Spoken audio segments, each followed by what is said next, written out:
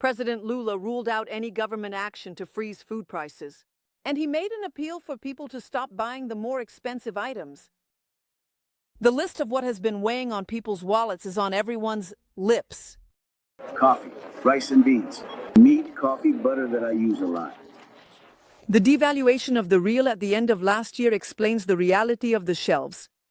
This Thursday, during an interview with Radios da Bahia, President Lula blamed Roberto Campos Neto's management at the head of the central bank. We had an increase in the dollar because we had a totally irresponsible central bank, which left a trap that we can't dismantle all of a sudden.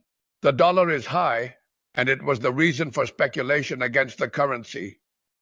I think this day is returning to normal. In January, the dollar fell and then came back. It returned to operating around 580 in a global movement of devaluation following the first days of the Trump administration. The Planalto is betting on this, and in a strong harvest in 2025 for prices to decrease.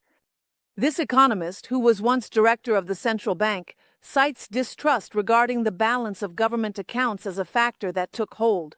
It intensified the surge of the dollar. He doesn't believe in an improvement in inflation.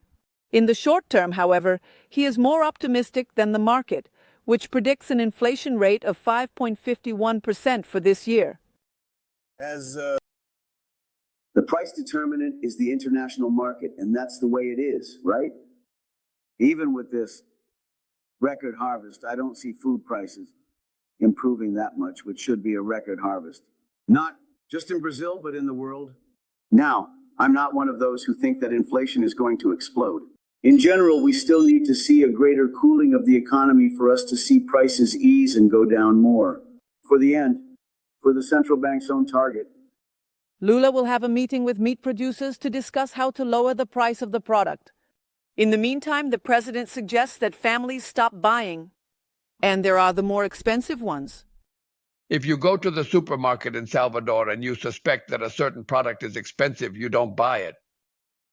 Well, if everyone has this awareness and doesn't buy what they think is expensive, those who are selling will have to lower their prices to sell, because otherwise it will go bad.